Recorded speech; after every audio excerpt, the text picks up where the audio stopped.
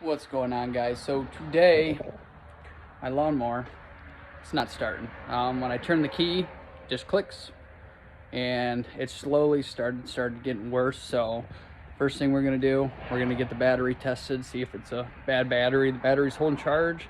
I don't think it's the battery. I'm kind of pointing towards the solenoid, so let's check it out. I don't know. It is about 3 years old, so it'll be time to replace. But I look down here at the solenoid, get it in view right there. Hope you guys can see that. But looks like we have a bad connection. I mean, I think that. Alrighty, so I went ahead and removed the positive and the negative, or the other positive connection right here. And within further inspection, as you can see, it's fucked. So we'll go get a new solenoid, pop a new one in there. Hopefully she fires right up. All right, so we got the old solenoid here. I don't know if you guys can tell, but there's the problem. So I went ahead, went and bought a new one. These are universal. So yeah, let's get her installed and see if this old bitch will fire up. All right, it's the moment of truth. Let's see if she starts. We got the battery back in, we got the solenoid installed, and we threw in a new fuse and cleaned out the port of it. So let's give her a shot.